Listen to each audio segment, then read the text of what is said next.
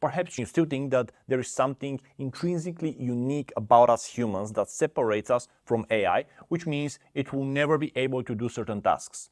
Let's explore this argument. First, let's talk about IQ. Humans are the most intelligent beings on the planet. We have always been. However, our brain has been evolving for millions of years and it has barely changed for the last 10,000. Our intelligence is predetermined by genetics and the size of our brain can't really change that much because of our biological constraints. However, all AI needs is more room for more servers, more data, and more electricity to power it, and it can have basically unlimited computational power. That means that within 2 years, a machine can advance in IQ in a way that a human can't in tens of thousands of years of evolution. I will give you 2 examples of this. First, the profession of radiologists. No, these are not people who listen to radio a lot. The radiologists are doctors specialized in diagnosing and treating injuries and diseases using X-rays, MRI, and other similar procedures. Basically, a good radiologist spends years looking at images of diseases like cancer and gets incrementally better at recognizing it because of his experience. Okay, but what exactly is that experience? It's just inputs in the brain that create pattern recognition skills that allow the doctor to recognize more easily and with greater accuracy the disease they are searching for. So, let's say a radiologist with 10 years of experience has looked at 2,000 images of cancer. At the beginning of their career, the recognition rate was 80%, meaning they successfully recognized 80% of the cancers they were looking at. On the 10th year, after 2,000 images, their recognition rate is 90% because now they have 2,000 images of experience. This is important. They don't have 10 years of experience. They have 2,000 images of experience. It is about the volume, not the time. Okay, so you have an AI system that is trained to recognize the same patterns. But let's say, because it hasn't gone to medical school, it starts with a very low rate of 50% recognition. By 24 hours though, with enough money invested in computational power, the AI has already seen all of the scans of all the cancers that have ever been recorded. Don't you think it is reasonable that with a few adjustments and a bit of oversight, it will be way better than the doctor? If 2,000 images got the radiologist from 80% to 90%, where do 3 million images get the AI to? This is not science fiction. Right now, from the studies I have read, the result is still a bit of a draw, but depending on the study, some AI systems perform worse, but some better. However, an AI system that has a doctor's oversight will very quickly start outperforming a doctor by himself. And this is the key.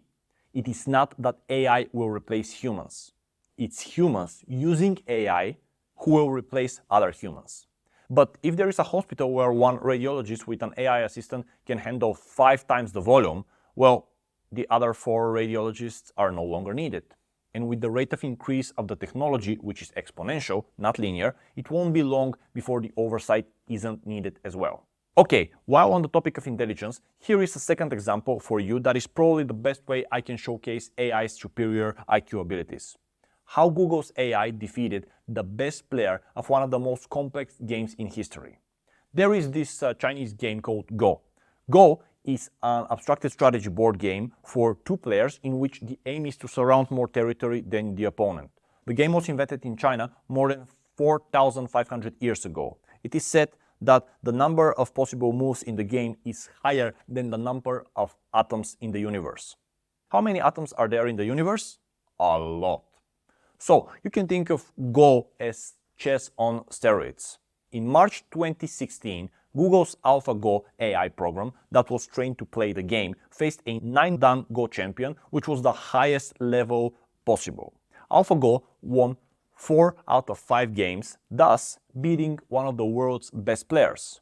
Not only that, but in game number 2, AlphaGo made the famous move 37, which was so unexpected by the Go community that it took the human player 15 minutes and leaving the room to formulate a response.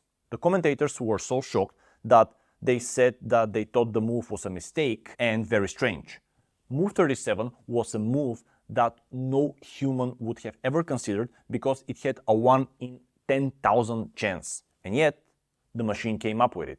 That move became famous both in the Go and AI world because it showed how the machine could come up with completely unexpected and creative moves because of its ability to see, or basically calculate, way beyond our own capabilities. But that's not the end of the Go story. Once AlphaGo began to dominate its games against humans, a new AI system was created to play against it, AlphaGo Zero. And here comes the scary part. You see, AlphaGo was trained for over 5 years on a massive data set of Go games, and the research team used reinforced learning mechanisms, meaning that the program was supervised and received feedback on its moves, making the machine incrementally better to the point where it became unbeatable by a human. So even though it's still scary, you can kind of understand what is going on here. The AI simply has a huge data set of games, way bigger than any human has in its brain, and with a bit of help from humans, it is able to become an exceptional player. Google's next version, AlphaGo Zero, however, received no datasets of past Go games. None. It was just given the rules of the game and left to train on its own using so-called self-play reinforcement learning, which means it was basically playing against itself. The result? In just 3 days, AlphaGo Zero destroyed the old AlphaGo, winning 100 out of 100 games, and it has never lost. Now, since AlphaGo was already dominating humans, imagine what the result would be if the next version, AlphaGo Zero, played against humans. It is basically impossible to ever defeat it for any human being. The scariest part? This technology is 7 years old. So if you still think you can outsmart AI, well, think again. Okay, but you might say, what about creativity? Surely AI isn't creative or as creative as us, right? For decades, it was thought that creativity was always going to be the domain of humans because machines are just calculating mechanisms and creativity somehow comes from God or from the sky. Well, that poses the philosophical question, what is creativity? Isn't it the case that creativity is just a lot of inputs in the brain, filtered and then spit out as an output? It turned out that creative tasks were among the first that were done by AI systems as ChatGPT and Midjourney. And when you think about it, it isn't so bizarre. A picture is just millions of pixels arranged in a certain manner. A poem is simply words ordered in a certain way to achieve a certain goal or a style. So if a human neuron network can make these calculations, why shouldn't a machine be able to? Remember the BART AI brick and wooden plank examples from earlier in the video? This is a standard test for creativity used in labs around the world. Another example. The pictures you see right now on your screen have all been created using the AI system called Midjourney.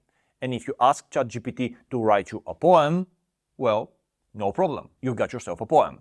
I asked it to write a poem about the biggest battle of World War II, the Battle of Stalingrad, but as if it came out of the Lord of the Rings book. I must admit, the result shocked even me when I was preparing for the video. I'll read just a part of it. In the land of shadows, midst the darkest fray, where courage burned and hope held its sway, Stalingrad, a fortress, stood proud and tall in the epic saga of a city's fall.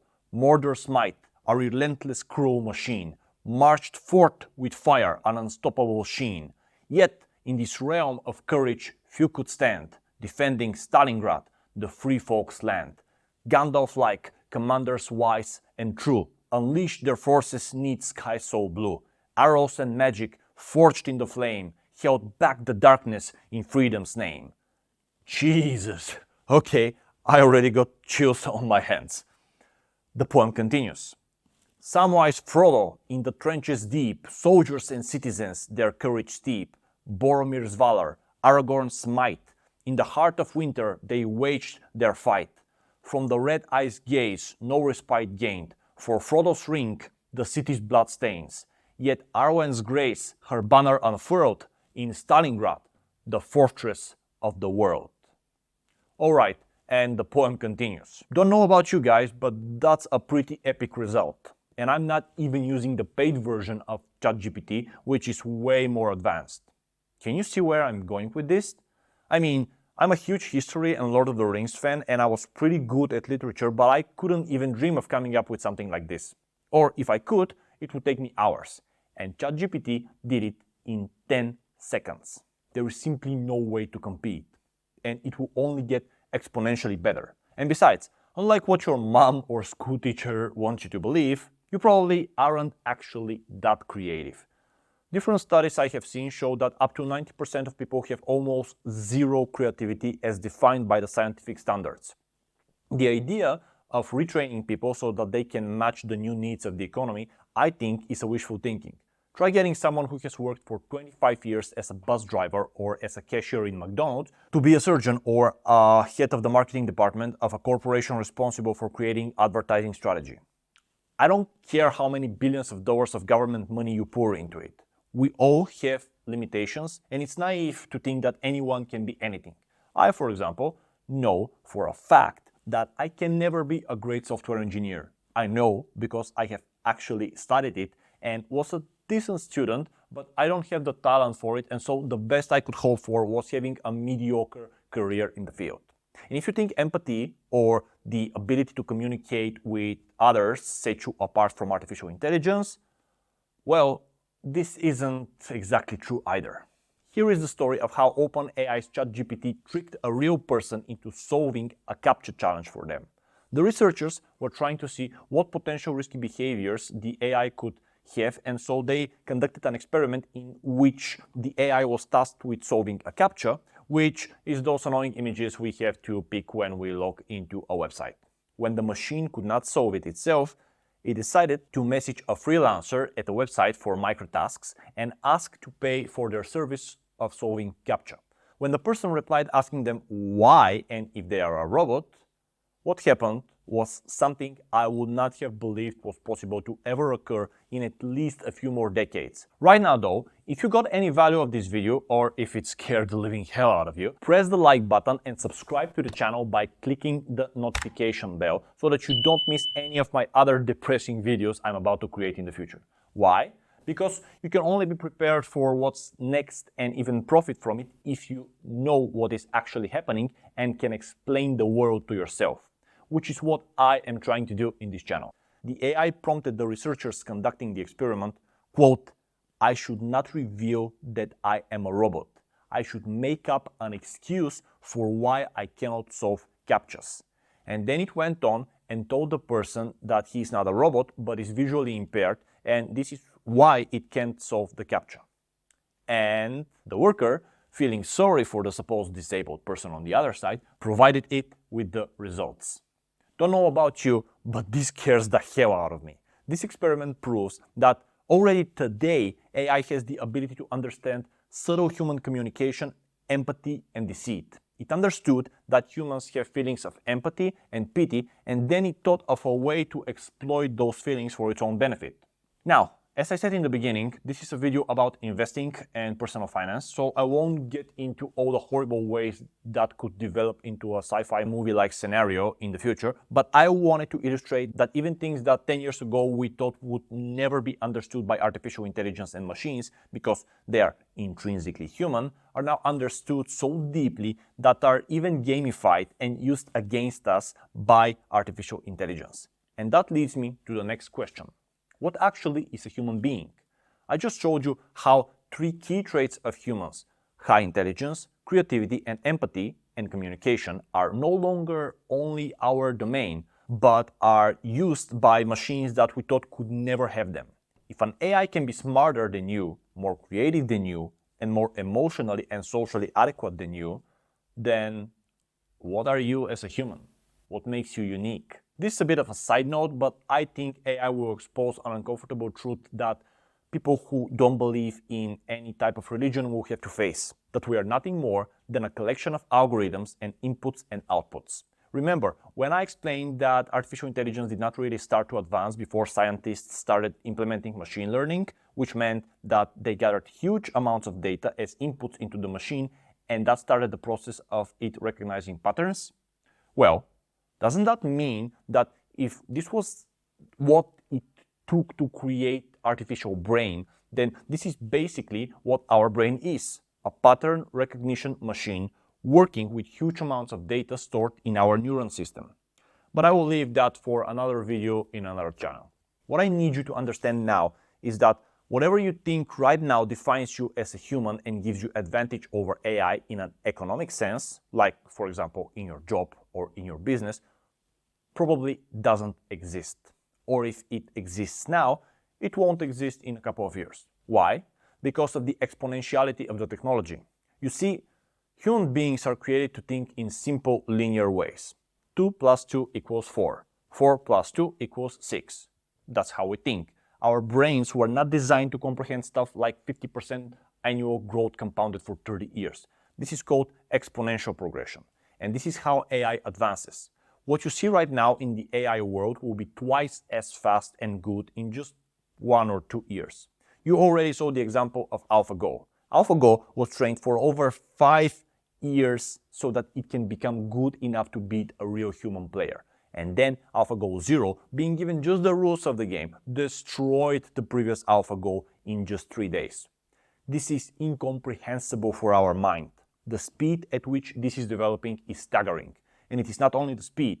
You see, a person clinically defined as a moron has an IQ between 50 and 70. Einstein's IQ is 160. The smartest person's IQ is a bit over 200 because there have never been exact measures. If the difference between a moron and Einstein is 2.5 to 3 times, and Einstein gave us things like atomic energy, what kind of things can a machine that is 1,000 times smarter than Einstein do? Well, I will leave that to your imagination. The difference won't be between a stupid person and Einstein. It will be like an ant and Einstein. We won't even be able to comprehend it. This video is a small part of my deep dive I did on how to prepare for AI and what it means for our jobs and for investing in general. It is one of the most important videos I have created and will probably ever create, and will teach you my whole framework and philosophy about what changes I think AI will bring us in terms of the labor market and the economy. And most importantly, how to prepare and profit from them. So click on the video that should appear on your screen right now, or go in the description and get educated on what is coming next.